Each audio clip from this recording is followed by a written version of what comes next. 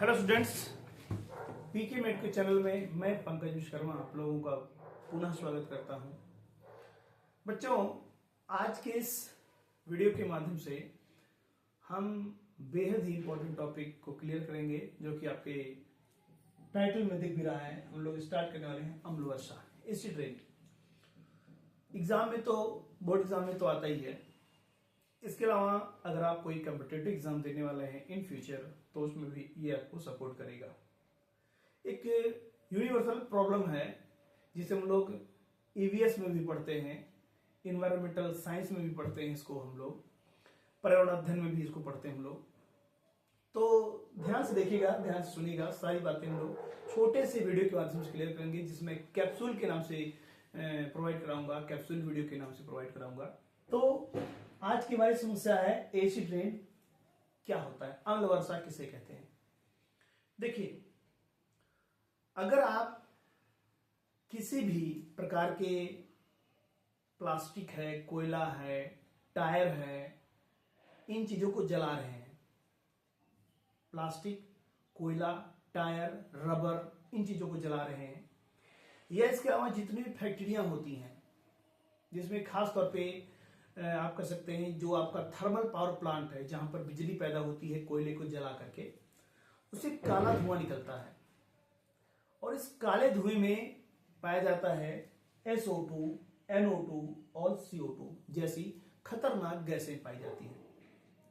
ये गैसें वायुमंडल में जाती हैं, ऊपर जाती हैं, और ऊपर पाई जाती है नमी, जल, और उस जल से क्रिया करके ये जो SO2 है वो सल्फ्यूरिक एसिड बनाता है, बहुत खतरनाक है। NO2 जल से क्रिया करके नाइट्रिक अम्ल बनाता है, ये भी खतरनाक है।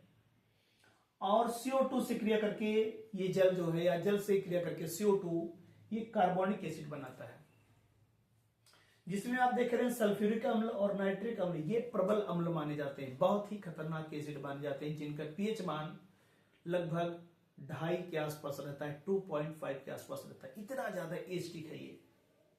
तो जब ये गैसें ऊपर जाती हैं हवा में, तो वहां पर जल जो वाष्प पाया जाता है, जल वाष्प पाया जाता है, उससे क्रिया करके ये sulphuric acid, nitric acid, carbonic acid बनाते हैं, और यही अम्ल जो है उस बरसात के पानी के साथ नीचे आता है, और उसी वर्षा को हम अम्ल वर्षा, एसिड रेन कहते हैं। इंपॉर्टेंट, नॉर्मली आपको पता होना चाहिए कि जो बारिश का जल होता है उसका पीएच मान 5.6 होता है। बरसात के पानी का पीएच मान 5.6 होता है। लेकिन अगर एसिड रेन हो रहा है, अम्ल गिर रहा है उस वर्षा के पानी के साथ, तो उसका पीएच मान 5.6 से कम हो जाएगा। तो ये अगर ऑप्शन में आता है तो 4.2 से 4.4 लगा सकते हैं, एक एसिडिक मीडियम है। बस आपको एक चीज याद रखना पड़ेगा कि पानी का पीएच मान, जो कि वर्षा के पानी का पीएच मान 5.6 होता है, अगर इससे कम हो रहा है पीएच मान, तो वो अम्ल वर्षा मानी जाती है। अम्ल वर्षा को सबसे पहले अमेरिका में देखा गया था। अमेरिका में सबसे पहले एसिड रेन को देखा गया था, अम्ल वर्षा को देखा गया था। और अम्ल वर्षा, भारत की अगर बात करते हैं तो भारत में अम्ल वर्षा को सबसे पहले मुंबई में देखा गया था। मुंबई शहर में अम्ल वर्षा को सबसे पहले देखा गया था। अम्ल वर्षा की जब बात करते हैं तो ये ताजमहल का नाम आता है, बहुत पॉपुलर चीज है ताजमहल। ताजमहल पूरा संगमरमर से बना हुआ है।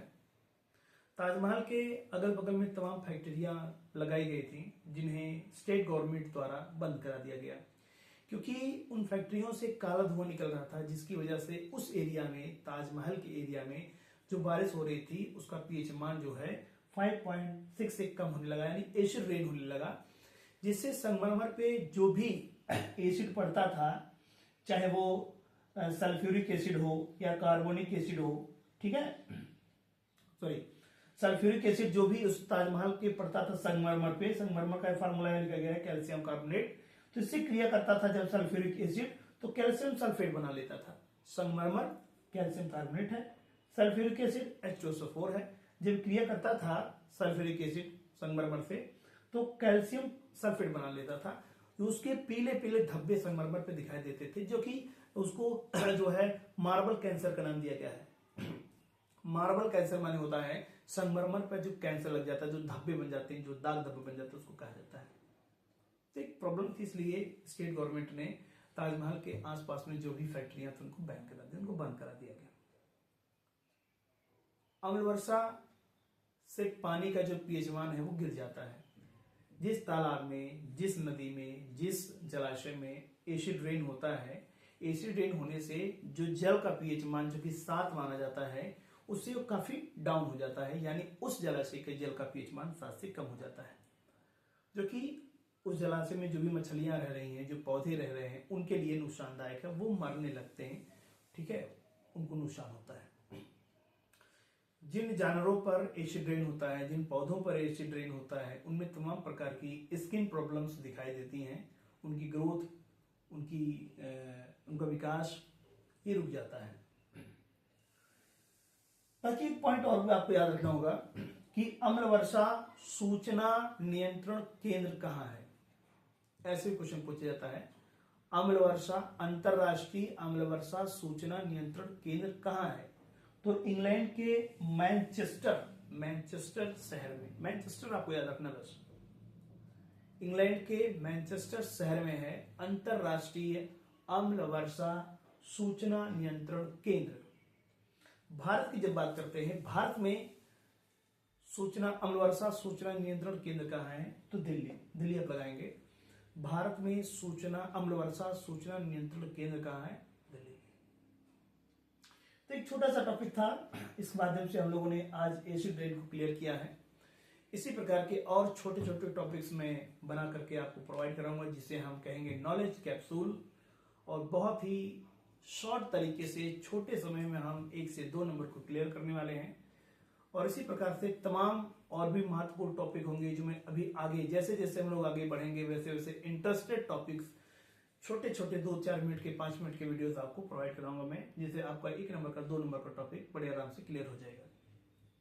अगर वीडियो पसंद आई हो तो लाइक करें, जरूरतमंदों तक शेयर करें, और अभी तक अगर चैनल को सब्सक्राइब ना किया हो तो अवश्य कर लें। Thank you so much, love you all.